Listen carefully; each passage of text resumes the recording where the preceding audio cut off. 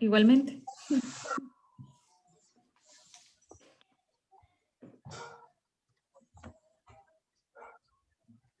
Buenas noches a todos y a todas. Una vez más nos reunimos un lunes en la noche para hablar en esta oportunidad de procedimiento administrativo y en particular del tema de la potestad sancionatoria en materia de hacienda pública. Quiero saludar a don Jesús y a doña Francela. Buenas noches. Buenas noches, don Jorge, y a todos los que nos acompañan. Buenas noches a todos.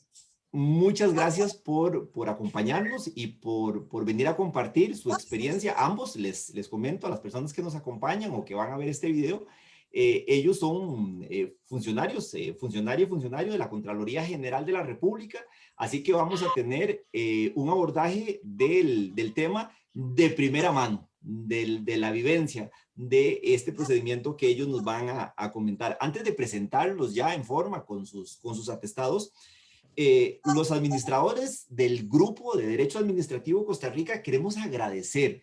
Hemos tenido una gran cantidad de incorporaciones en las últimas semanas al Grupo de Derecho Administrativo, abogados, abogadas y estudiantes, no solo de Costa Rica, sino de diversas partes de América Latina, de Iberoamérica, de hecho, porque hemos tenido incorporaciones de España. Queremos agradecer además la buena disposición que han tenido las personas integrantes del grupo al tema de los chats, que estaremos anunciando muy pronto cuál va a ser la dinámica de este intercambio de conocimientos. Y sin más, voy a permitirme ahora sí presentar formalmente a nuestros invitados de esta noche. Voy a iniciar por doña Francela Navarro Moya. Ella es licenciada en Derecho por la Universidad de Costa Rica, universidad que también le otorgó el grado de licenciada en Administración Pública y fue galardonada con el premio Fernando Soto Harrison. Es egresada de la maestría en Justicia Constitucional de la Universidad de Costa Rica. Tiene un diplomado emitido por la Universidad para la Paz y la Universidad de Heidelberg, denominado El Nuevo Derecho Público en el Siglo XXI y la Protección Multinivel de los Derechos Humanos. Tiene un diplomado además en Corrupción y Régimen Sancionatorio de la Hacienda Pública de la Universidad de Salamanca de España. Es especialista en Derecho Administrativo por la Universidad también de Salamanca y tiene 27 años de laborar en la Contraloría General de la República. Voy a permitirme de una vez hacer la presentación de don Jesús para no interrumpirlos en el conversatorio que van a atender ustedes. Don Jesús González Hidalgo es licenciado en Derecho y Notario por la Universidad de Costa Rica. Tiene un diplomado en Corrupción y Régimen Sancionatorio de la Hacienda Pública de la Universidad de Salamanca. Es doctor en Derecho Administrativo de la Escuela Libre de Derecho, grado que obtuvo con la mención summa cum laude probatus, que es el máximo reconocimiento, debo agregar, que otorga la Universidad de Escuela Libre a sus estudiantes. Es un funcionario que tiene 14 años de laborar en la Contraloría General de la República y es profesor de la Universidad de Costa Rica de la sede de Occidente. Como ustedes habrán escuchado, tenemos en este momento a personas que conocen del tema, que nos van a exponer a ambos. De nuevo, mi agradecimiento y nada más una precisión.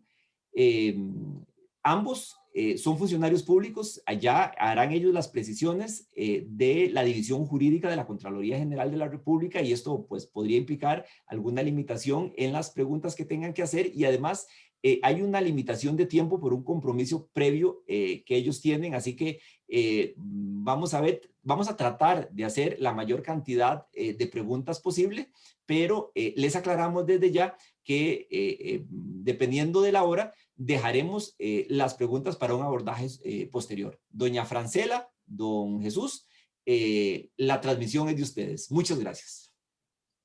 Muy bien, muchísimas gracias. Muy buenas noches a todos.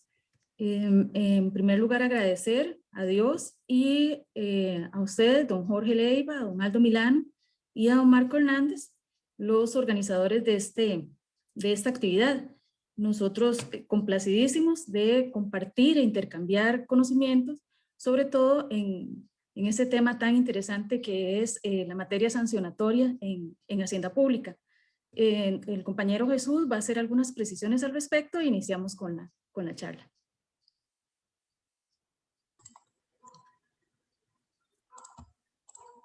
Sí, muchísimas gracias. Reiterar el agradecimiento que indica Francela. Y nada más, bueno, las precisiones que ya en su momento hizo don Jorge respecto de nuestra condición como funcionarios de la Contraloría General de la República, de alguna manera, aunque no lo queramos, nos impide abordar algunos temas de una manera directa. Entonces, les pediríamos su comprensión cuando de alguna manera algo se esté tramitando en un procedimiento administrativo o en una vía jurisdiccional, sea constitucional, contenciosa, laboral e incluso penal. Preferiríamos abstenernos de contestar esas preguntas para efectos de no comprometer a la Contraloría y a nosotros mismos. Igual tenemos un par de acciones de inconstitucionalidad en trámite en la Sala Constitucional. No hay ningún problema si les damos también los números de expedientes, si alguna persona así lo quisiera, que de alguna forma también cuestionan aspectos propios de la potestad sancionatoria de la Contraloría General de la República, pero sí preferiríamos no abordar el tema de manera directa nosotros. Cualquier otro tema que esté en trámite tampoco podríamos abordarlo. Un poco para explicar la dinámica del conversatorio, entre Francela y yo decidimos hacerlo de una manera así precisamente, como una conversación entre dos personas que conocen de un tema, para efectos de no ser media hora y media hora, o 20 minutos y 20 minutos y listo, sino que lo trataremos de hacer un poco dinámico para que la gente de alguna manera escuche las dos voces y nuestras posiciones. Empezaremos con establecer algunas precisiones acerca de la naturaleza jurídica de la Contraloría General de la República y el fundamento constitucional de las potestades de este órgano constitucional y después de la potestad sancionatoria, la cual abordaremos a partir del análisis o disección por partes de lo que indica el artículo 68 de la Ley Orgánica de la Contraloría General de la República en cuanto a los conceptos que consideramos ser estrictamente relevantes para que conocedores y no conocedores del tema puedan de alguna manera ser o que les sea familiar el tema de la potestad sancionatoria. Después finalizaremos con dos temas concretos relacionados con algunos aspectos que han sido de alguna manera tratados en la jurisprudencia, ya están firmes, que es la nulidad y responsabilidad y la posibilidad de establecer sanciones a cargos de elección popular, aunque adelantamos, ¿verdad? Este es un tema que está también de alguna manera en discusión o es parte de las acciones de inconstitucionalidad. Entonces, haríamos unas breves precisiones acerca de la situación que tenemos en este momento en Costa Rica respecto de ese tema. Muy bien, vamos a iniciar entonces con el tema que nos ocupa esta noche. Lo primero que nosotros queremos señalar es lo establecido en el artículo 183 de la Constitución Política. El 183 de la Constitución establece que la Contraloría es una institución auxiliar de la Asamblea Legislativa en la vigilancia de la hacienda pública. Eso pareciera una verdad de perogrullo, ¿verdad? Y bueno, el estar citando el 183 nos lleva a pensar que la Contraloría está únicamente en la parte estructural de la Constitución Política. Pero vamos a precisar sin hacerlo muy larga la exposición, desde las consideraciones que consideramos nosotros muy importantes que hizo en aquel momento el constituyente respecto de la Contraloría. El constituyente previó de manera muy certera la creación de este órgano de control técnico bajo un sistema, y así lo concibió, es muy interesante, bajo un sistema de frenos y contrapesos. Lo que el constituyente en el acta, si se fijan y revisan el acta 162 de la constituyente, es muy interesante las discusiones. De todas formas, las discusiones de toda la constituyente son interesantísimas, pero en este caso y en este tema en particular, el constituyente señaló que la Contraloría era necesaria en virtud de la pertenencia de ese engranaje del sistema de frenos y contrapesos. Y de ese engranaje por un aspecto esencial, y es el freno al poder de disposición de fondos de la hacienda pública, ¿verdad? Lo otro que traemos a colación respecto de la constitución de la constituyente, de las discusiones de la constituyente, es esa previsión que se señaló de que tenga la Contraloría amplias facultades para actuar. Así se señaló, así lo refirieron mediante un informe de un funcionario del Consejo de Gobierno de los Estados Unidos que recomendó no solo la creación de la Contraloría, sino que recomendó la creación de la Oficina de Presupuesto, de la Oficina de Tesorería y de Contabilidad. Entonces vean ustedes que la Contraloría forma parte desde el 49, con esa visión de los constituyentes, de todo un engranaje, ¿verdad? De un sistema económico y contable y financiero de aquel momento y otrora, y ahora en este momento sigue manteniendo y potenciando su competencia de control, de fiscalización, pero dentro de toda esa estructura de un sistema y dentro de un sistema de frenos y contrapesos. Por eso es que la Contraloría se concibe como auxiliar de la Asamblea Legislativa en la vigilancia de la hacienda pública, pero con un control técnico jurídico, no con un control político, porque el control político lo tiene, como todos sabemos, la Asamblea Legislativa.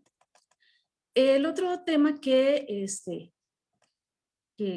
traemos a colación y que es de especial relevancia es que la Contraloría, les decía, no se ubica solamente en esa parte estructural de la Constitución, sino que es transversal en todo el tema de hacienda pública, pero en relación con la aplicación propia y hacer cumplir los principios que establece la Constitución política, como son el principio de legalidad, el principio de transparencia, el principio de rendición de cuentas, de evaluación de resultados, el principio de sostenibilidad financiera de actualísima reforma del artículo 176 de la Constitución, fue reformado en junio del 2019, el principio de equilibrio financiero, que está contenido también en esa norma, pero también está ligada a principios tan elementales y tan importantes como el principio de eficiencia, el principio de eficacia,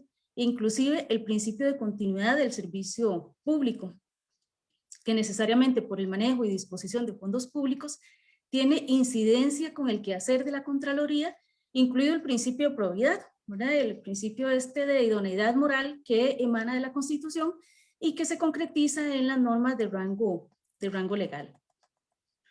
El tercer tema a rescatar sobre este aspecto de la naturaleza jurídica de la Contraloría es el concepto de vigilancia, que según la Sala Constitucional es la fiscalización, investigación, verificación, supervisión y control de los componentes de la hacienda pública, lo que abarca necesariamente la prevención y detección de conductas que atentan contra esta, así como de su corrección y reparación para la tutela efectiva del interés público.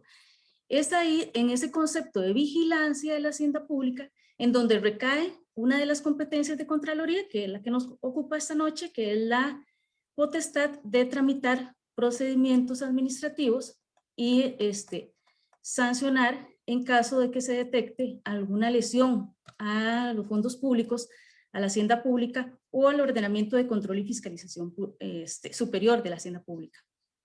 Es a partir entonces de ese engranaje estructural jurídico y con ello la aplicación de sus principios de rango constitucional que la Contraloría ostenta la función depuradora de responsabilidad administrativa de los servidores públicos. Valga destacar la resolución de Sala Constitucional, la número 8493-2006, que advierte que cualquier reforma legal que pretenda limitar o eliminar esa potestad sancionatoria atentaría contra el ejercicio de la vigilancia de la hacienda que por mandato constitucional le fue asignada a la Contraloría General. Así de importante y así de relevante es la función sancionatoria de la Contraloría dentro de otras funciones que tenemos a cargo. Lo último que es preciso rescatar en este apartado es el tema de que la función de la Contraloría, y se prohibió desde el constituyente, que se le diera una ley orgánica y que se le dieran todas las facultades para actuar. Entonces se creó la ley orgánica de 1950 que disponía que para cumplir con sus funciones la Contraloría emplearía todos los procedimientos lícitos, entre los cuales se mencionó el instruir sumarios administrativos. Entonces esta potestad se viene fortaleciendo desde el 49, 50 hasta nuestros días con la ley orgánica de 1994. Se encuentra vigente el artículo 68, que es el que nos ocupa y el que vamos a desarrollar en esta oportunidad, en esta charla.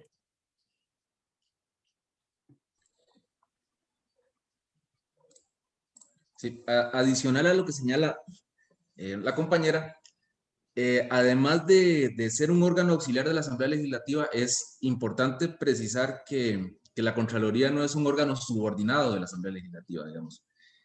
La condición auxiliar de este órgano está asociada con una función muy específica que no puede estar ligada con un criterio de alguna manera alejado de lo técnico o lo jurídico, en lo que es vigilancia de los recursos de la hacienda pública. Entonces, el constituyente en el mismo artículo 183 que señalaba Francela, establece esa condición auxiliar, pero de una vez también indica algo muy importante y algo que es importante para todos los órganos externos de fiscalización alrededor del mundo, y es que en esa función la Contraloría tiene absoluta independencia funcional y administrativa, además de criterio en el desempeño de sus labores. Esa independencia se lleva después al plano legal en la Ley Orgánica de la Contraloría General de la República, y en el artículo 2 de esta ley se indica que en el ejercicio de sus potestades, luego veremos algunas de estas, la Contraloría General goza de absoluta independencia funcional y administrativa respecto de, y aquí entra cualquier poder, ente u órgano público sobre los cuales ejerce sus competencias o son sujetos pasivos de su fiscalización. Y señala la ley de seguido que las decisiones de ese órgano solamente se van a encontrar sometidas a la Constitución política, a los tratados o convenios internacionales y a la ley. Entonces, cuando nos referimos a la Contraloría General de la República y también lo ligamos con el procedimiento sancionatorio, tenemos que ver que estamos hablando de algo que nos afecta a todos los costarricenses, porque estamos hablando del manejo de los recursos con los que cuenta la administración como un todo, gobierno central, instituciones autónomas y entes de todo tipo, además de órganos, para hacer efectivo el uso de sus potestades, y esas potestades están ligadas con el bienestar de todos y cada uno de los costarricenses. Entonces, esta hacienda pública, que tal vez algunas veces podríamos ver como un tema por ahí un poco etéreo o ambiguo, es algo que nos afecta a diario a todos los costarricenses. Tanto así que la Sala Constitucional ha señalado que incluso aunque la Contraloría no tuviera algunas funciones específicas dentro de sus competencias, todo lo que englobe la vigilancia y el control de lo que es los recursos públicos, ahí está el ojo de la Contraloría. Así lo dijo la Sala Constitucional: donde hayan fondos públicos, ahí puede estar el ojo de la Contraloría General. En materia de sancionatoria, el ojo de la Contraloría, como decía Jesús, está principalmente, digo principalmente porque está también en otras normas del ordenamiento jurídico, pero principalmente en el artículo 68. Y es por eso que rescatamos ese artículo, lo vamos a leer en su literalidad y vamos a extraer del artículo los conceptos que nosotros consideramos relevantes. ¿Relevantes para qué? Relevantes para entender el 68, para entender esa función de la Contraloría, pero también para interpretar y para aplicar ese 68 en los casos que tengamos que analizar. El artículo 68 dice en su literalidad.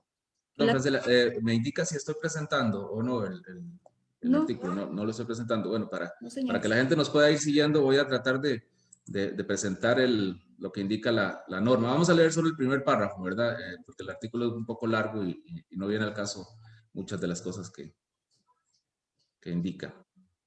No sé si ya estoy presentando, Fran.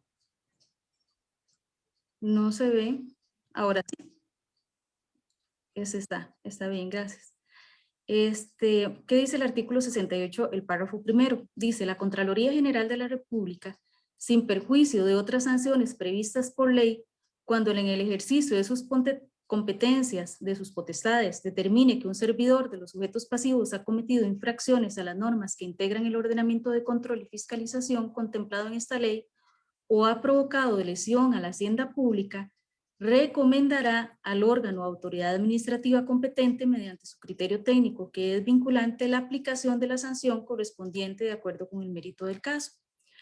Los conceptos que nosotros vamos a extraer y vamos a tratar de explicar en esta charla se refieren específicamente a la potestad, de las potestades que ostenta la Contraloría y por medio de las cuales va a ejercer o actuar o tramitar procedimientos administrativos. Estas potestades van a delimitar la competencia de la Contraloría. El otro concepto es el de servidor de los sujetos pasivos, que responde a quienes pueden ser traídos a los procedimientos administrativos sancionatorios. El tercer concepto relevante que vamos a destacar en esta oportunidad es el de normativa que integra el sistema de control y fiscalización superior. ¿Cuál es esa normativa? Y las posibles causales de su infracción. Y el cuarto y último concepto, pero no por ello el más importante, uno de los más relevantes, es el de lesión a la hacienda pública. En ese apartado se tratará de responder qué se entiende por hacienda pública y en ese sentido, cualquier infracción a esta o presunta infracción implicaría la apertura de un procedimiento administrativo por parte de la Contraloría y una posible sanción. Inicia Jesús con el primer concepto. Sí, nada más, es que en un momento me sacó el internet hablando del tema de control del ejercicio de los servicios públicos, me sacó el internet, no sé si seguí presentando o lo dejé de hacer, porque sí, se me fue un momento. Sí, lo dejaste de hacer, pero ya. Dejé de presentar. Bueno, en todo caso ya Francela les habló acerca de estos conceptos básicos que están señalados en esta norma de la Ley Orgánica de la Contraloría. No significa que sea la única norma que establece alguna competencia respecto de la fiscalización en este ámbito sancionatorio, pero es la norma más general que podemos encontrar dentro dentro del ordenamiento. Empezamos entonces con una delimitación de algunas, digo yo porque son varias, no quisiera dejar por fuera ninguna, pero son muchísimas, entonces vamos a destacar las competencias que podemos pensar más relevantes de la Contraloría General de la República a efectos de saber dónde es que está ese ojo revisor de este órgano. La Contraloría tiene, bueno, en la ley orgánica muchas competencias. Una de estas es el control de eficiencia sobre el uso de los recursos. Por ahí está la idea de un buen gobierno y un buen gobierno es un derecho fundamental de todos los costarricenses y un buen gobierno que no sea eficiente en el uso de los recursos, efectivamente, digamos, estaría actuando en algún nivel de irregularidad con la administración de esos recursos ya de por sí limitados que se le dan para hacer efectivas sus potestades o sus competencias y servicios públicos en general. Tenemos también la potestad de fiscalización presupuestaria. Hasta hace muy poco, de acuerdo con algunas reformas a la ley, Contraloría fiscalizaba órganos y entes descentralizados, instituciones autónomas. Después de una reforma nos quedamos con la fiscalización presupuestaria de las entidades autónomas, de los entes descentralizados. También una competencia muy reconocida de la Contraloría es el refrendo contralor, que se establece en el artículo 20, que convive también además con otras competencias en materia de controles previos, ¿verdad? Bueno, el presupuesto que ya vimos. Además, competencias en otras materias de contratación como las apelaciones y autorizaciones para el desarrollo de contrataciones directas por parte de los sujetos a los que le aplica la ley de contratación administrativa.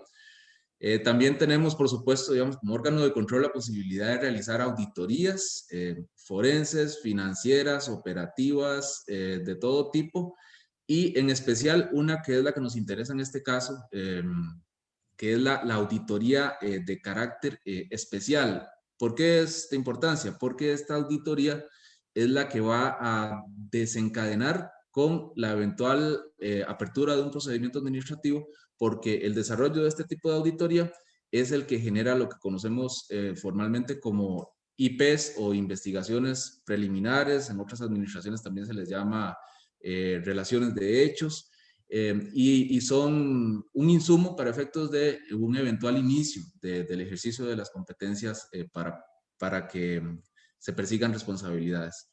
También tenemos potestad de investigación en general, ya sea de oficio o a instancia de órganos parlamentarios. Potestad reglamentaria, que es, en el caso de la Contraloría, de carácter vinculante por un tema que vamos a ver después, las normas que emite la Contraloría General de la República en el uso de estas competencias son de carácter obligatorio, son vinculantes para los sujetos a los que les aplican. También tenemos potestad de dirección para efectos de emitir lineamientos, políticas, en general todo tipo de directrices a los entes que se fiscalizan, que no son solo públicos, sino además también privados que administran fondos públicos. Tenemos también otra competencia de declaratoria de nulidad de actos y contratos cuando se trata de nulidades absolutas, evidentes y manifiestas en materia de hacienda pública. Esa declaratoria de nulidad convive o subsiste en el mismo reglamento que se regula la potestad sancionatoria de la Contraloría. También tenemos la potestad consultiva, que tiene un carácter que compartimos con la Procuraduría General de la República, vinculante, con algunas excepciones, como cuando la Asamblea Legislativa le pide un criterio a la Contraloría sobre lo que es la formación de la ley. Entonces, bueno, la formación de la ley es una competencia exclusiva de la Asamblea Legislativa, entonces la Contraloría en estos casos lo que emite es un criterio jurídico que no es vinculante para los legisladores. También tenemos todo lo que tiene que ver con la recepción de declaraciones juradas de bienes de todos los funcionarios públicos. Creo que por ahí están los señores jueces también, y jerarcas a todo nivel. Y más novedoso, últimamente tenemos el control de la regla fiscal y las responsabilidades que se puedan derivar del ejercicio de la Ley de Fortalecimiento de las Finanzas Públicas, publicada creo que a inicios del año pasado.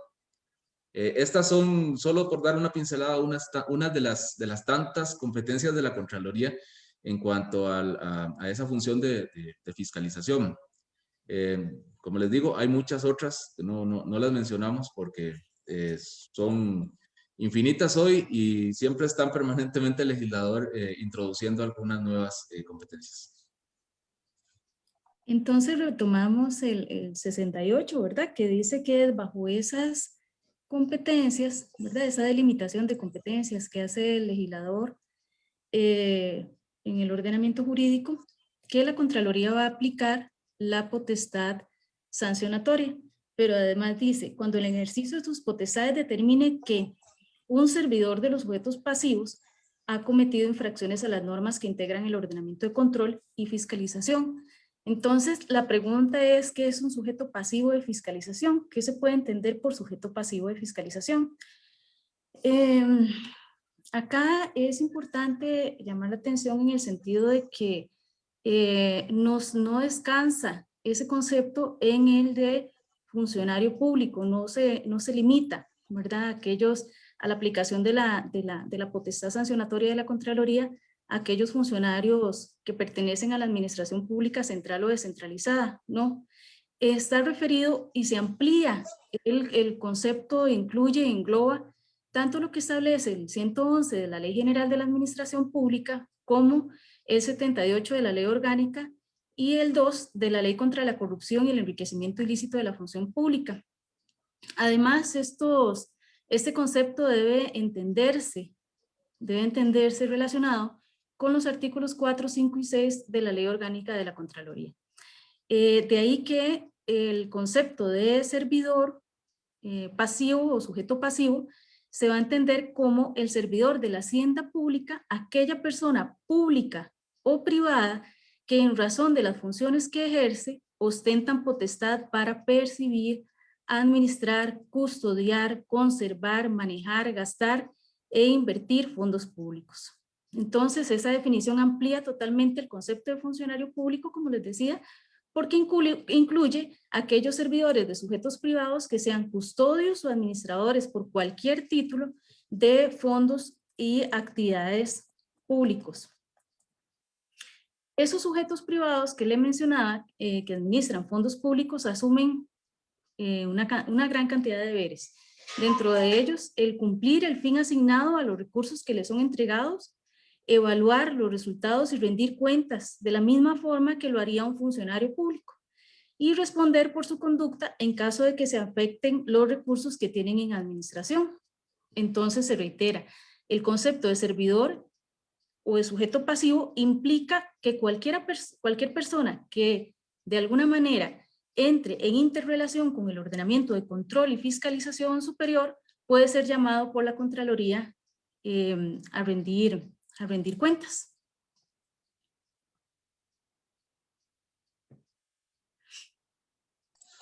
Sí, efectivamente el concepto de hacienda pública y fiscalización no solo se limita ni a jerarcas, ni a solo funcionarios, ni a solo funcionarios de algunas instituciones, como lo decíamos al principio, digamos, donde hayan recursos y fondos públicos, donde haya, digamos, tema de hacienda pública, que luego veremos un poco qué es eso.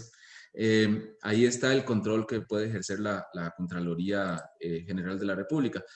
Señalando además que se superó alguna vieja idea de que la potestad de sancionar era solo para efectos de las personas estas de las que habla el artículo 8, que luego veremos, que administran, perciben o custodian recursos públicos.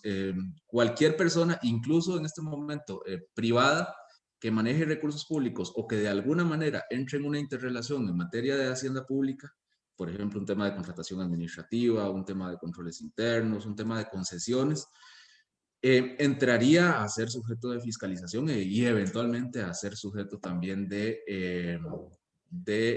ejercicio de la potestad sancionatoria de la Contraloría General. Incluso podría ser también que sujetos completamente privados, si cometieran algún delito en contra de la función pública, de la buena fe en los negocios, también de acuerdo con el artículo 72, aun cuando incluso no tenga una interrelación directa, estas personas podrían ser sujetas a una sanción de prohibición de ingreso o reingreso a cargos de la hacienda pública. Otro de los conceptos de los que habla el artículo 78 es un tema clave cuando hablamos de la Contraloría y es el concepto ordenamiento de control y fiscalización superior de la hacienda pública. Bueno, ok, ¿qué es eso? Digamos, porque es importante. Es un ordenamiento especial que regula todas las relaciones de este órgano y comprende, de acuerdo con el artículo 10, ahí lo pueden ustedes revisar, el conjunto de normas que regulan competencias, estructuras, actividades, relaciones y además indica la norma los procedimientos, las responsabilidades y las sanciones derivados de esa fiscalización o que sean necesarios para esta. Entonces este es el famoso ordenamiento de control y fiscalización. ¿Y cuál es la finalidad de ese ordenamiento? La finalidad es precisamente garantizar la legalidad y eficiencia de los controles internos del manejo de los fondos públicos por parte de los entes públicos y privados sobre los cuales tiene jurisdicción la Contraloría, de conformidad con esta ley que nos rige. Entonces, esto están los artículos en este orden. Ya leí, una parte del 10, el 11, y voy a hablar desde el 12, que establece una rectoría especial a la Contraloría General en materia de control de este ordenamiento de control y fiscalización. Y para esto establece la ley orgánica que las decisiones o que los actos, los reglamentos y las directrices y en general otro tipo de productos de fiscalización que emite la Contraloría General de la República, auditorías por ejemplo, van a ser vinculantes para todos los sujetos a los cuales les son dirigidas estas recomendaciones, normas de carácter vinculante. Pero además el ordenamiento de control y fiscalización, además de ser integrado por lo que hablamos ya de algunas actividades específicas de los sujetos que son administradores y que gastan, invierten, custodian recursos públicos, también tenemos que el concepto de hacienda pública engloba también una serie de normas, o ese ordenamiento de control y fiscalización también tiene una parte normativa. Y en la parte normativa, digamos, tradicionalmente, sin tampoco querer ser exhaustivos en las normas que integran este ordenamiento de control y fiscalización, podemos señalar que hay al menos 6 cuerpos normativos que son parte esencial y natural de este ordenamiento.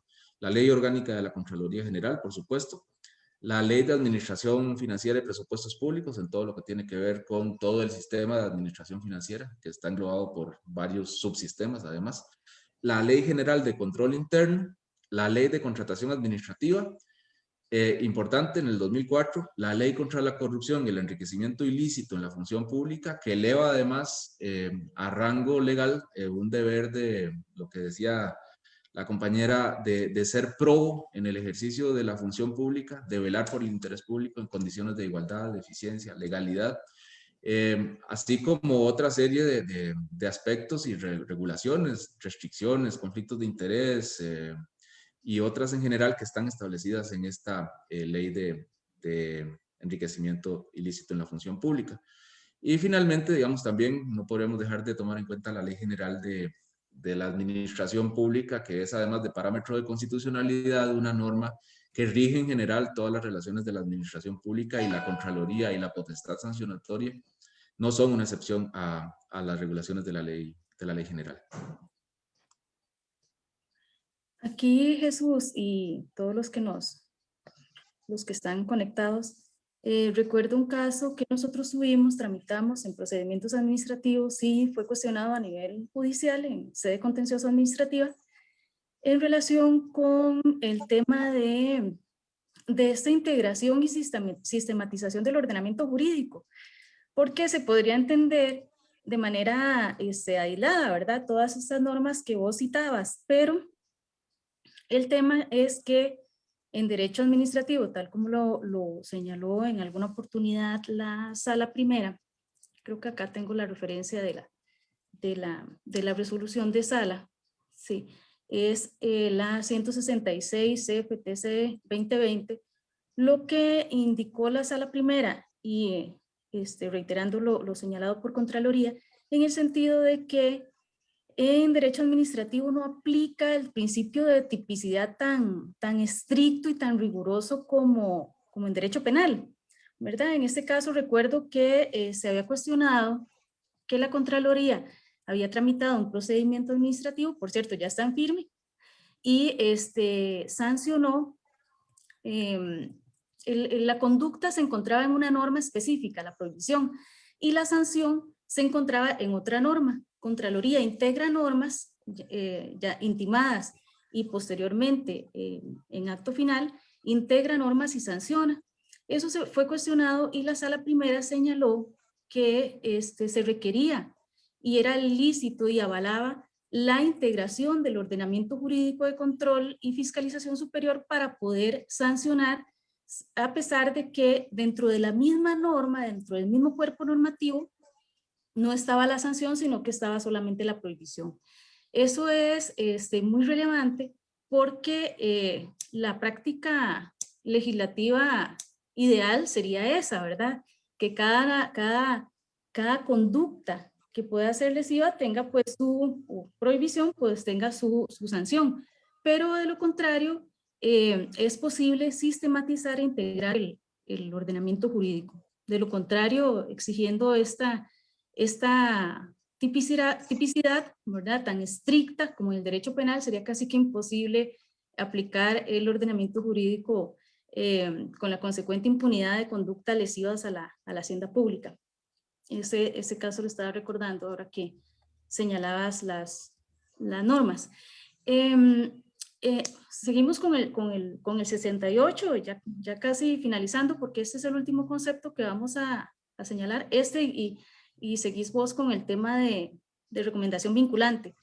Este concepto de hacienda pública y fondos públicos, lo que dice la norma, y la retomo de nuevo, es que cuando se ha provocado lesión a la hacienda pública. ¿Pero qué es lesión a la hacienda pública? Bueno, se puede contestar que lesión a la hacienda pública es lo que establecen los artículos 8 y 9 de la Ley Orgánica de la Contraloría General de la República, ¿verdad? Pero, y que por cierto, se ha señalado en sendas resoluciones, tanto de Sala Constitucional como de Sala Primera, que obedece, y la Contraloría también, a una vertiente objetiva, a una vertiente subjetiva, que refiere a los sujetos pasivos de fiscalización, y toda la descripción que vienen en esos numerales, en el 8 y 9, porque los numerales hacen referencia a hacienda pública, a fondos públicos y a patrimonio público, ¿verdad? Pero esto sería como parecido a explicar la ecuación contable de activo igual pasivo más patrimonio, o patrimonio igual pasivo, activo menos pasivo. Y la verdad que no sé cuál de las dos sea más sencilla de explicar. En realidad lo que podemos hacer es traducir, quizás de manera más sencilla, que hacienda pública se conceptualiza haciendo un esfuerzo de higienizar el concepto, es que son todos los bienes, valores, derechos y pasivos que posea el Estado, incluido aquellos sujetos privados que por norma o transferencia se les ha otorgado fondos públicos. Es decir, es todo lo público, todo lo que se puede hacer legalmente, lícitamente con lo público, y todo lo que se está habilitado a hacer con lo público de acuerdo al ordenamiento jurídico de fiscalización. Entonces, por descarte, ¿qué podemos decir que no es hacienda pública o que no son fondos públicos? Bueno, los recursos de origen distinto, ¿verdad? Los recursos de origen distinto al público. Aquí hay un concepto que se ha acuñado respecto de lo que establece los artículos 4 y 5 de la Ley Orgánica, que podemos extenderlo tal vez un poco más en alguna pregunta o posteriormente, y es el tema del fondo privado de origen público.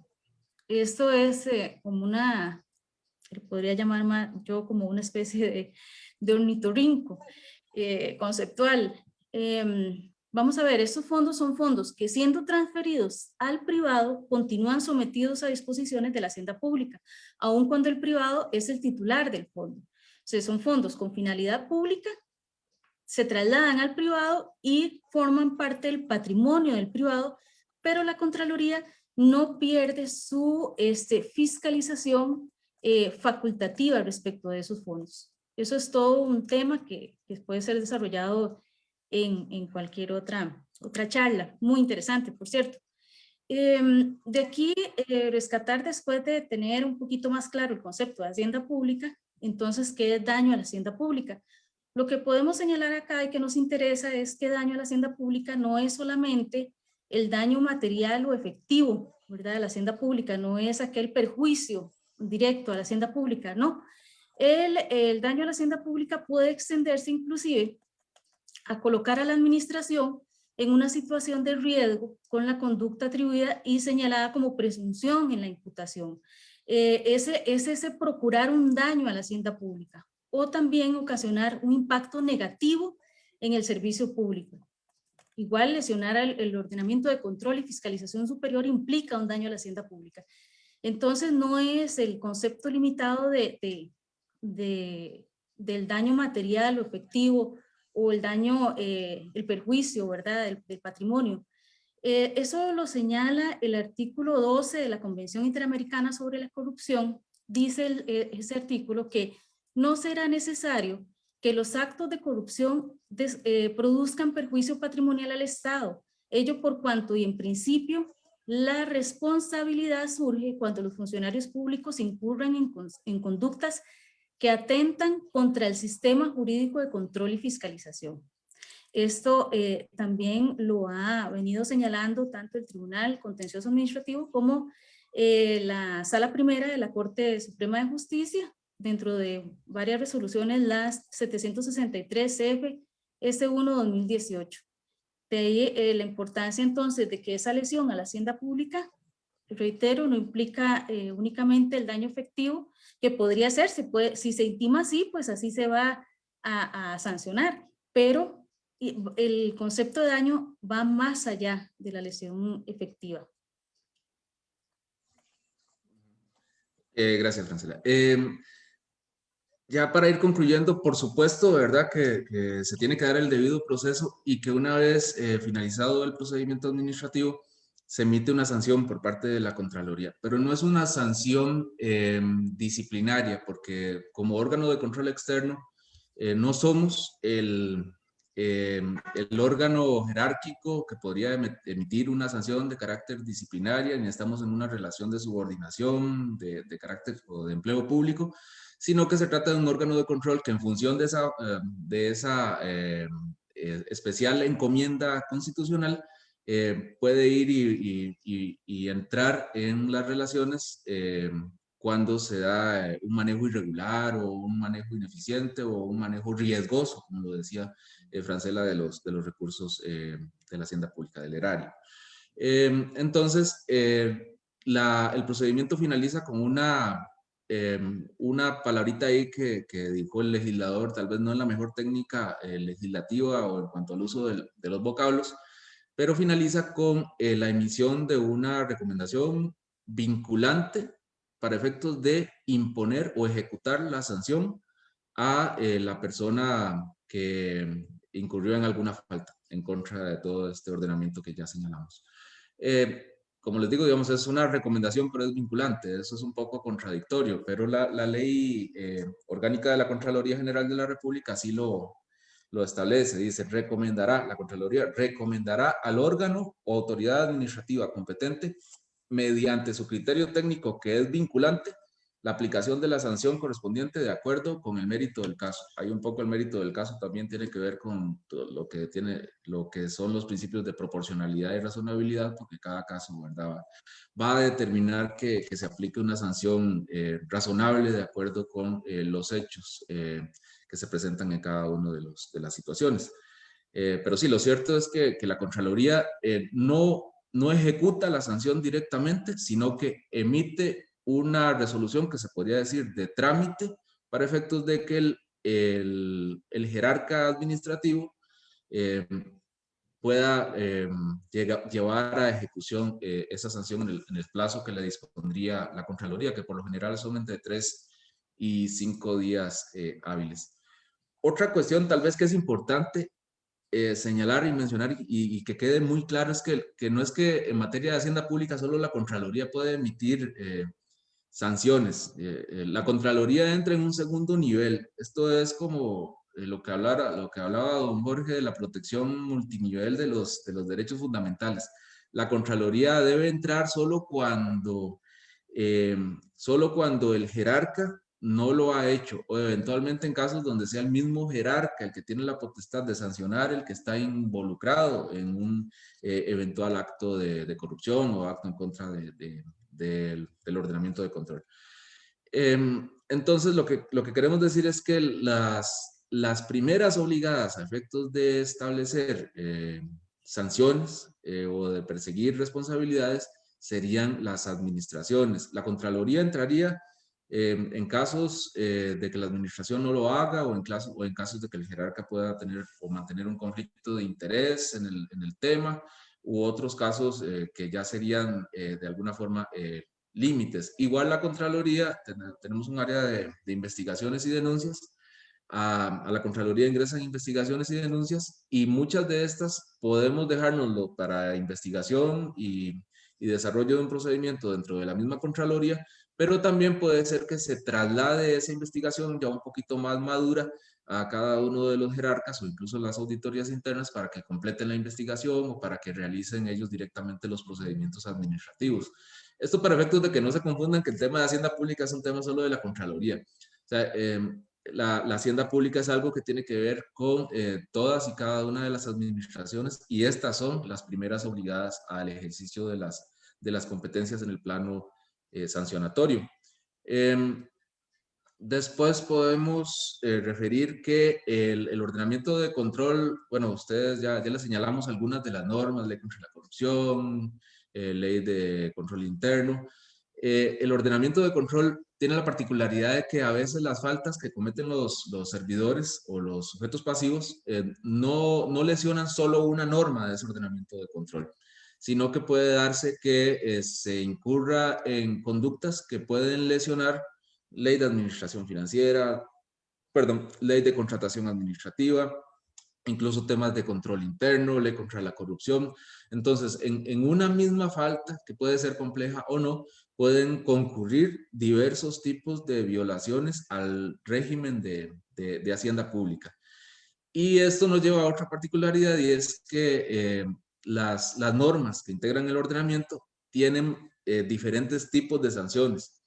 Por decirles un ejemplo, la ley contra la corrupción tiene una sanción de suspensión que va de un rango entre, no recuerdo si eran 15 y 30 días, la ley de administración financiera entre 8 y 30 días de suspensión, y la ley general de control interno tiene diferentes rasgos.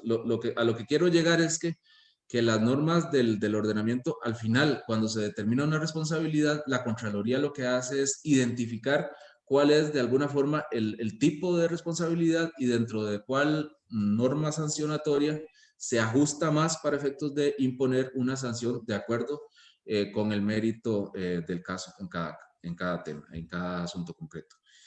Finalmente, también dentro del procedimiento administrativo que realiza la Contraloría, se imponen no solo sanciones administrativas, sino también se da la posibilidad de que se impongan también responsabilidades pecuniarias o patrimoniales a las personas, ya sea que cometan una falta administrativa que además lesione algún interés patrimonial de la administración o de un tercero de manera directa o indirecta. En estos casos, la Contraloría impone una sanción, puede ser administrativa, puede ser civil, ambas no se traslapan, se pueden imponer las dos al mismo tiempo. Y la resolución que emite el órgano contralor tiene el carácter de título ejecutivo, de acuerdo con algunas normas de la Ley General de la Administración Pública, recuerdo el 210, alguna norma también de la Ley Orgánica, el 76, y ese título ejecutivo, en caso de que la persona no concurra a hacer el pago de manera voluntaria, pasaría a una ejecución en un proceso monitorio posterior en la vía jurisdiccional. Okay. Después de analizados someramente, ¿verdad? Por el tiempo, estos temas, quisiéramos hacerles una breve exposición del reglamento de la Contraloría que regula la potestad sancionatoria. Este reglamento, tal como lo señalaba Jesús al inicio, pues nosotros tenemos la potestad, ¿verdad?, de regular esa potestad mediante esta norma, este reglamento que tenemos, y este reglamento no solo regula la potestad sancionatoria, sino que también regula la civil y la anulatoria. Pero en este caso lo que nos ocupa esta noche es el tema sancionatorio, y ese es el que vamos a explicar muy rápidamente. Solamente hacer 3 precisiones en relación con este reglamento, y es que establece o se fundamenta en 2 pilares fundamentales, ¿verdad? El primero es en garantizar el debido proceso, y eso lleva a los principios de legalidad, de intimación, imputación, tipicidad, informalismo, presunción de inocencia, entre otros que observamos en el trámite del procedimiento administrativo en la Contraloría. El segundo es la búsqueda de la verdad real. En esencia, lleva a la aplicación del principio de imparcialidad, ¿verdad? De manera que la Contraloría, en el trámite de un procedimiento administrativo, no se casa con una tesis, sino que lleva a cabo todas las diligencias probatorias necesarias, así como el análisis técnico, la pericia traída al proceso o solicitada por el órgano contralor, para llevar a cabo la verdad real de los hechos. Verdad real que, bueno, hay algunas tesis de verdad procesal y de verdad verdadera, pero bueno, nosotros tratamos de buscar la verdad real en cada uno de los procedimientos tramitados. La otra precisión es que el procedimiento administrativo que nosotros regulamos en este reglamento no se separa de la tramitación del dispuesto en la ley general. Es decir, el procedimiento nuestro emana de la ley general, pero tiene algunas particularidades que ahora cuando les explique las etapas que conforman el procedimiento administrativo les voy a señalar. Vamos a... Francela, perdón que te interrumpa, pero digamos ahí, las personas que ingresan a la Contraloría, ya sea que se defiendan por medio de un abogado o ejerzan su defensa personalmente, por lo general incurren en el error de ir solo con la Ley General de la Administración Pública y desconocen o tal vez, aun cuando se conoce, porque también se advierte, ¿verdad?, que la potestad sancionatoria se regula en este reglamento del que habla Francela, pero a tanto abogados como personas cometen el error de ir a defenderse solo con ley general. Entonces, creo que, digamos, es importante porque es una norma, es fuente del ordenamiento, está vigente, ha tenido incluso confirmación por parte de la Sala Constitucional, su validez como norma que integra el ordenamiento jurídico. Entonces, pues por supuesto que se va a aplicar.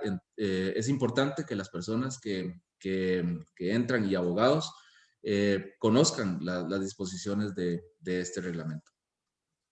Muy bien, si me haces el favor de presentar el programa que nos hizo muy amablemente una de las compañeras de la Contraloría. Muy bien, espero que se vea bien. ¿Se ve bien? Sí.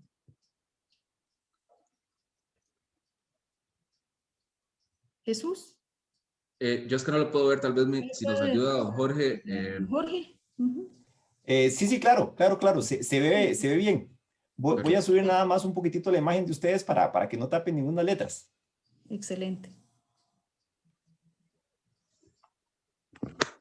Adelante, adelante. Listo. Bueno, precisar que la etapa de investigación preliminar es, por supuesto, que una etapa previa al trámite del procedimiento administrativo y es una etapa primigenia en la que se investiga de oficio o por denuncia un presunto hecho irregular, se recaba prueba y se arma una posible teoría del caso que dé mérito para la apertura de un procedimiento administrativo. De conformidad con los artículos 6 de la Ley General de Control Interno y 8 de la Ley contra la Corrupción y el Enriquecimiento Ilícito de la Función Pública, esta etapa es confidencial y es confidencial inclusive para el denunciante.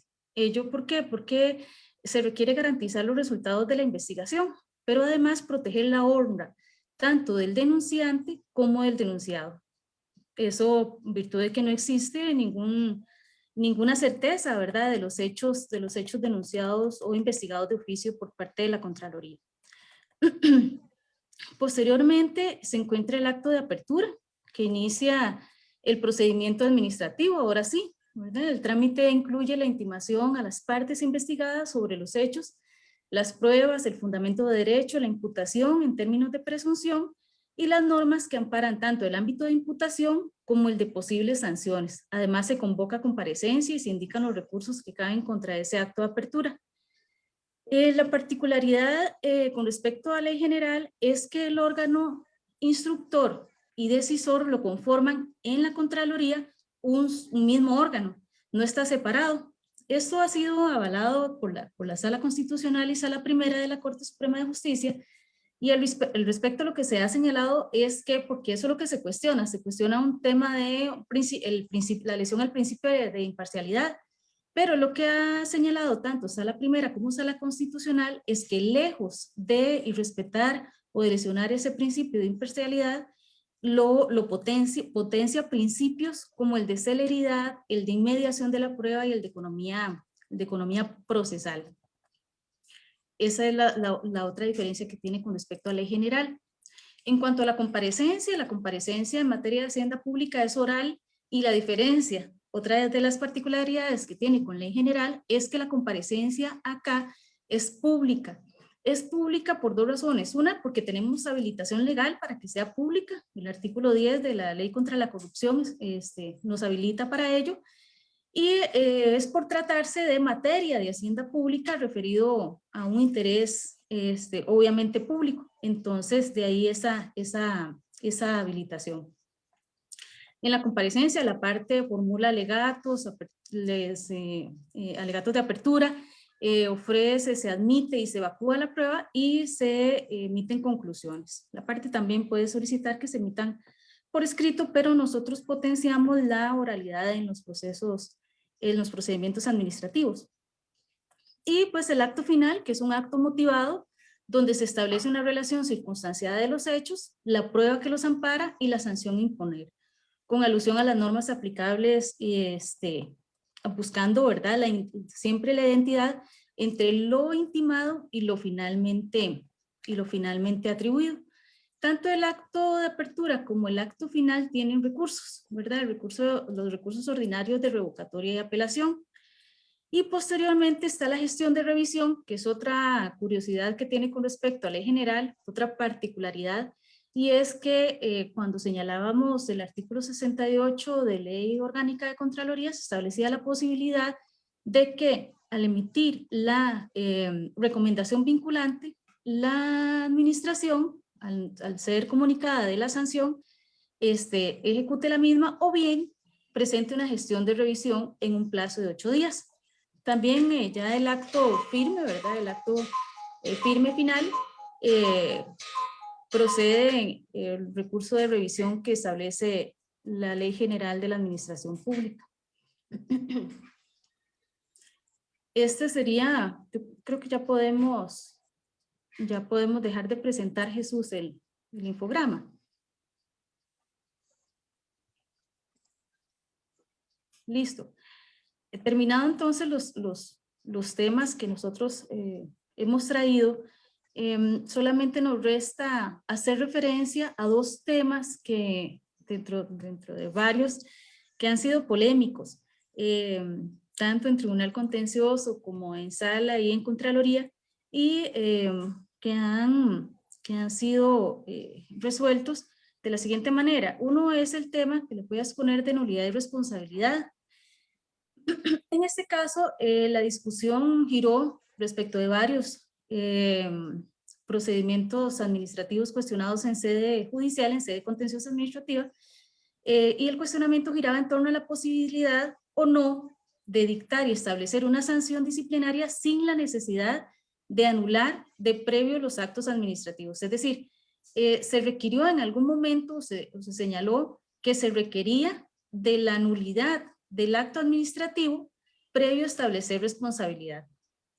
Al respecto, lo que nosotros destacamos es que la Sala Primera en varias resoluciones y la más reciente, que es la 166 CPTC de 2020, ha aclarado y delimitado el punto en cuestión. Al respecto, lo que ha señalado la Sala es que la potestad sancionatoria de la Contraloría es autónoma a la potestad anulatoria, es decir, además de que están regulados en normas diferentes, tanto en ley general como en ley orgánica de la Contraloría, un procedimiento administrativo sancionatorio no está subordinado al anulatorio, porque son diferenciables tanto por el objeto como por el alcance del mismo.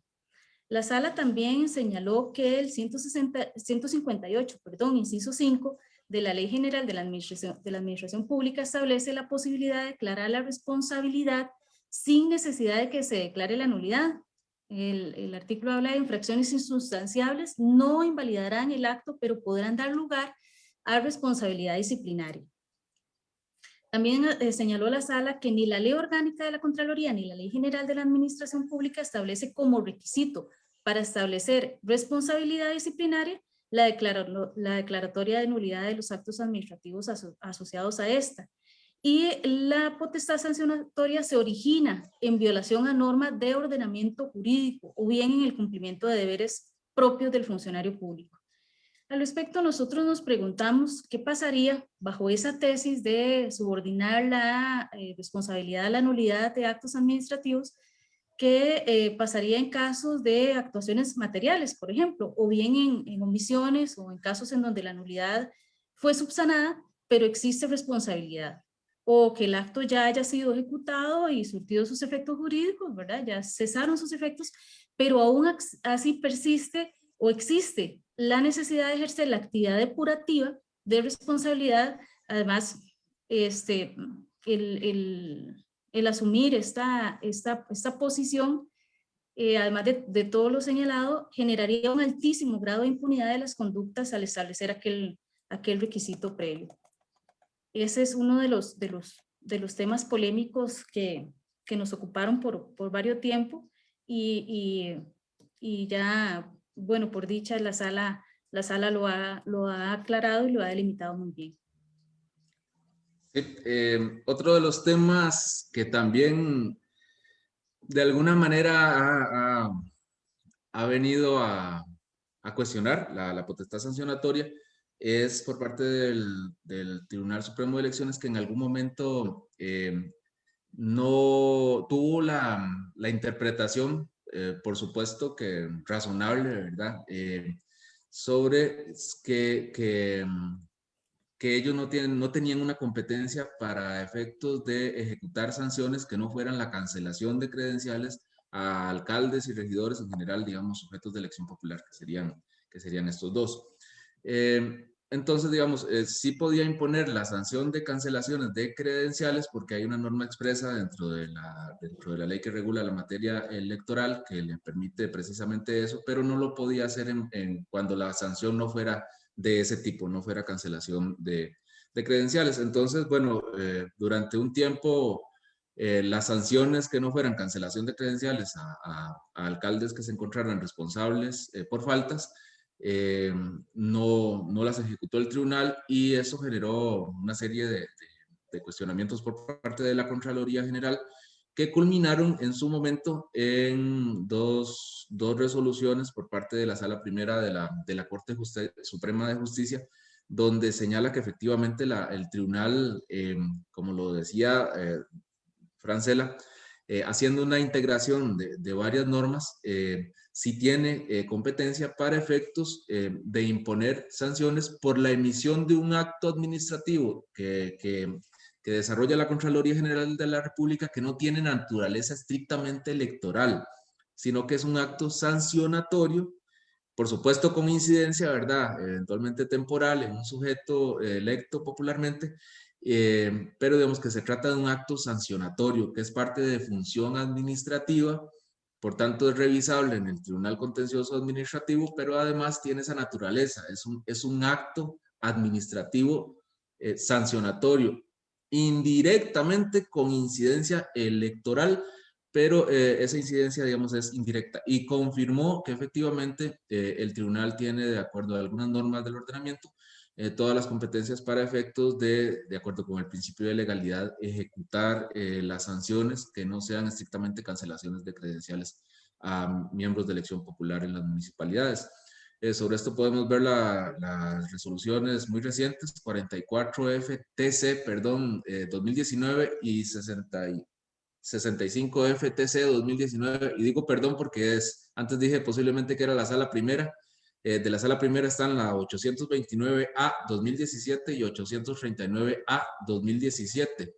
Y esto por la división que hay en cuanto a materias que conoce la Sala Primera y el Tribunal de Casación de lo contencioso administrativo en esta materia que tiene que ver con sanciones. A veces son diferentes órganos los que conocen en esa jerarquía los actos de la Contraloría. Entonces, digamos que ya con eso se solucionó el problema. Ahora vienen otras circunstancias, ¿verdad?, que son parte, digamos, de las acciones de inconstitucionalidad que están pendientes de resolver en la Sala Constitucional, y ya veremos, actuaremos con todo el respeto debido a lo que considere la Sala. La institución ha defendido su posición, ya lo defendió en una ocasión y la vuelve a defender. No obstante, digamos, si es un periodo en el cual no podemos ejecutar las normas que están cuestionadas de constitucionalidad, entonces valga el anuncio para señalar que en este momento, dado que, como les indicaba, algunas normas de este ordenamiento de control que son de uso general en el procedimiento administrativo están cuestionadas, no están saliendo hoy en día actos finales de los procedimientos administrativos, en virtud de que hasta que la sala resuelva en definitiva estos temas podrán volverse a dictar resoluciones que son actos finales, imponiendo eventualmente sanciones y utilizando esas normas. Finalmente, solamente señalarte tres cosas. Uno, que nosotros tramitamos los procedimientos administrativos por medio de un módulo que implementamos a partir del 2018. En ese módulo, inclusive el expediente ya no es físico, sino que es electrónico. Eso es muy importante porque, y nos ayudó montones ahora en el tema pandémico en el que estamos envueltos, el mundo y nosotros en particular, pues nos vimos obligados en estos casos de procedimientos administrativos a llevar a cabo las comparecencias virtuales, pero el módulo nos ayudó muchísimo, les comentaba, porque siendo el expediente electrónico y el módulo, pues, utilizando pues toda la tecnología, podemos entonces, y nos facilita tramitar tanto el procedimiento como la realización de las comparecencias virtuales. Actualmente el 99% de nuestras comparecencias se ha llevado de manera virtual, las que hemos tramitado, y excepcionalmente si la parte investigada presenta algún inconveniente, justificación para que se haga presencial o semipresencial, pues también se ha hecho. Pero les cuento que el 99% de nuestras comparecencias se han realizado de manera virtual,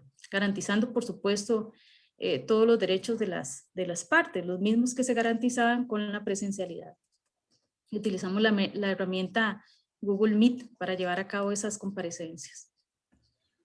Sí, efectivamente, digamos, el uso de la tecnología ha evitado que se paralicen las funciones de la institución en general, y no solo en el ámbito de la potestad sancionatoria, sino que en todos los ámbitos, gracias a la previsión de las autoridades, la institución se ha acuerpado con las tecnologías suficientes y necesarias para efectos de respaldar el trabajo de una manera virtual, tanto así que ni funcionarios ni personas administradas que se ven involucrados en un procedimiento administrativo tienen que ir a la Contraloría, porque parte de todo esto es que además en la apertura del procedimiento que se le notifica a las partes, se les da un documento con una clave de acceso a un expediente administrativo que pueden inmediatamente ingresar de una forma muy amigable por medio de la página web de la Contraloría, por supuesto que respetando todas las condiciones de confidencialidad, ¿verdad?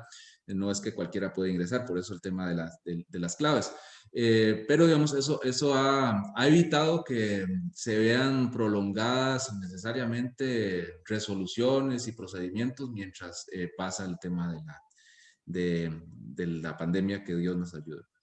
Y finalmente, solo nos resta hacer un anuncio, más bien pidiendo disculpas por tal vez que nos excedimos en el tiempo en algunos temas, que la Contraloría, por medio del Centro de Capacitación, tiene un curso de procedimientos administrativos, no específicamente de Hacienda Pública, pero sí de procedimiento administrativo en general, destinado a todos los operadores jurídicos, en cuenta personas que pueden no necesariamente ser abogados, y lo hacemos como un anuncio aquí, aprovechando la plataforma de los señores del Grupo de Derecho Administrativo, a quienes de antemano les agradecemos como funcionarios de la Contraloría y personalmente esta oportunidad que nos han dado de compartir algunas de las experiencias, porque también podemos decir que son muchos detalles y que son muchas cosas. Tal vez tratamos de escoger lo más relevante para que los señores que han participado en esta charla se informen un poquito del ámbito de esta competencia de la institución en la que trabajamos. De nuevo, reiterar las gracias a don Jorge, a don Aldo y a don Marco de Derecho Administrativo, y estamos a las órdenes para cualquier consulta.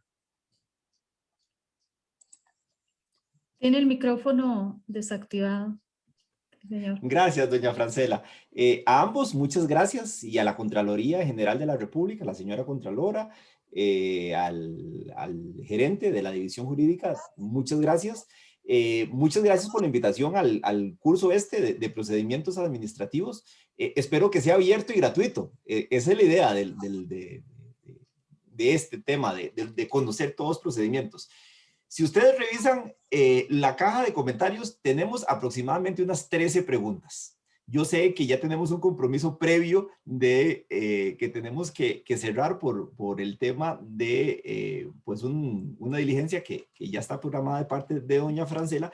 Les voy a hacer 3 preguntas y es más, se las voy a hacer de una vez porque la primera que les voy a hacer es más que una pregunta, es un tema, porque ustedes van a ver que hay 3 preguntas sobre el mismo eje en las cajas de diálogos y tengo 2 más en los Messenger. Y es el tema de los plazos.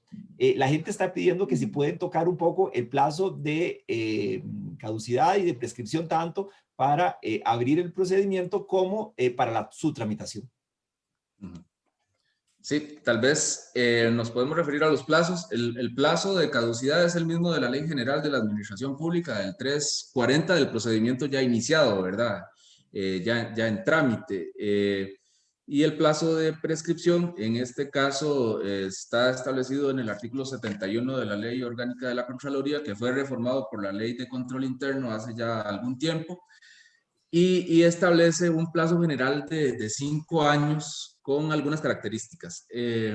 La prescripción se dará, digamos, en los casos en que sea una falta notoria, evidente, la responsabilidad prescribe en 5 años contados, o sea, ahí, digamos, desde el acaecimiento del hecho. Digamos, es cuando sea muy evidente. Esto casi que sería, digamos, que las cámaras de Teletica tomaron al presidente de una institución autónoma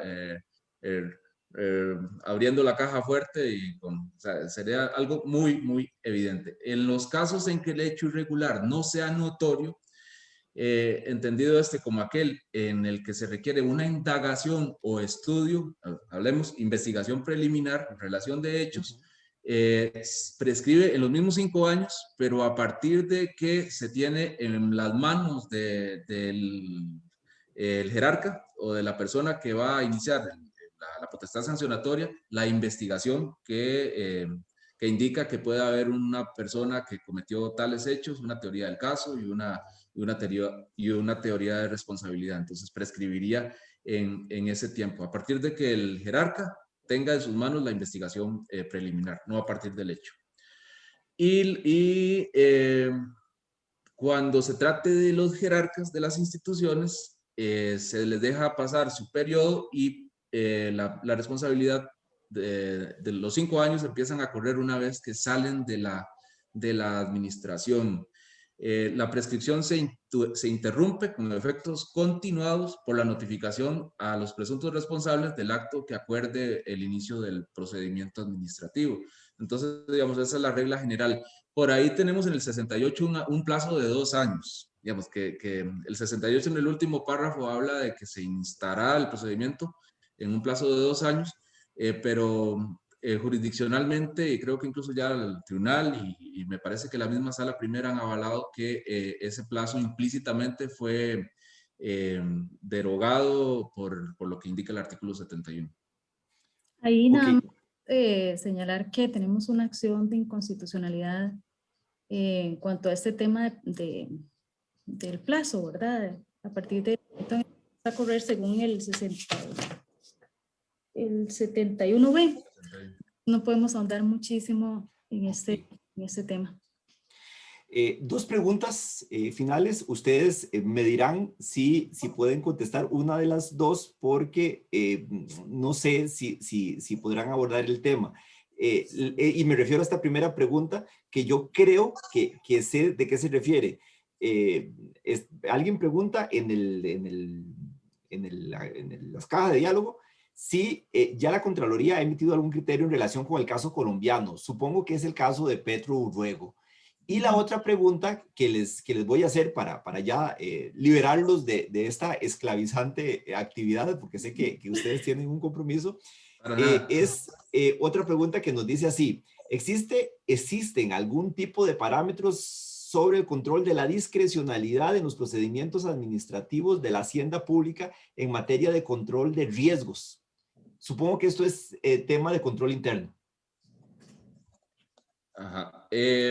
Bueno, sin perjuicio de lo que tenga que decir Francela, Pues sí, hay un criterio de la Contraloría y es el que se expuso a la Sala Constitucional cuando nos da oportunidad de señalar cuáles son las consideraciones atinentes al ejercicio de la potestad sancionatoria respecto de la norma que precisamente está siendo impugnada su constitucionalidad, digamos, y parte de la impugnación de la constitucionalidad es el caso colombiano, incluso el caso venezolano, López Mendoza contra Venezuela, que ya, digamos, fue en algún momento objeto de algún conocimiento por parte de la sala constitucional. Entonces, digamos, para no entrar en temas que pueden ser muy en detalle, yo más bien le pediría a todas las personas que estén interesadas en conocer el tema que acudan a la sala constitucional. Los expedientes son de acceso público, es un tema sobre el cual la Contraloría ya se refirió de una manera amplia y razonada en el asunto, y el número de expediente es incluso reciente, es el 20-17-298-007-CO, para que puedan ver las consideraciones del órgano contralor en este tema. Yo lo que haría sería de alguna manera repetir unas cuantas, pero creo que es más valioso que las personas puedan acceder a este expediente y verlas todas.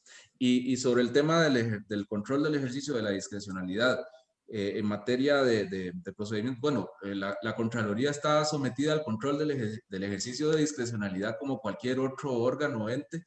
Estamos conscientes de los límites de la discrecionalidad y de los parámetros para su ejercicio: razonabilidad, proporcionalidad, principios generales del derecho, el uso de los conceptos jurídicos indeterminados, y los aplicamos según el caso, todos y cada uno de ellos, en el momento que tenemos que tomar algún tipo de decisión de este tipo de naturaleza discrecional, siempre ajustándonos a que vayamos ajustados también a parámetros de ciencia, a técnica, justicia, conveniencia, ¿verdad? El artículo 16 de la Ley General de la Administración Pública. Tal vez no sé si entendí mal la pregunta, pero en general eso es lo que podemos decir. Cuando emitimos actos, tratamos de que se ajusten a todo lo que es el control de discrecionalidad. Además de que aquella vieja noción de que quién controla la Contraloría, ¿verdad? Esto ya ahora hay un control ciudadano sobre la Contraloría. Control jurisdiccional siempre ha existido por parte de los tribunales, Sala Constitucional, Tribunal Contencioso Administrativo y Sala Primera, incluso en lo laboral, porque algunos temas se traslapan entre lo contencioso administrativo y lo laboral cuando estamos hablando de empleo público. Entonces, esa es la respuesta. No sé más bien si doña Francela tiene alguna otra precisión. En el mismo sentido, ¿verdad? Nosotros no nos apartamos del control de discrecionalidad que establece el ordenamiento jurídico y pues lo aplicamos, ¿vale? Bien, bien.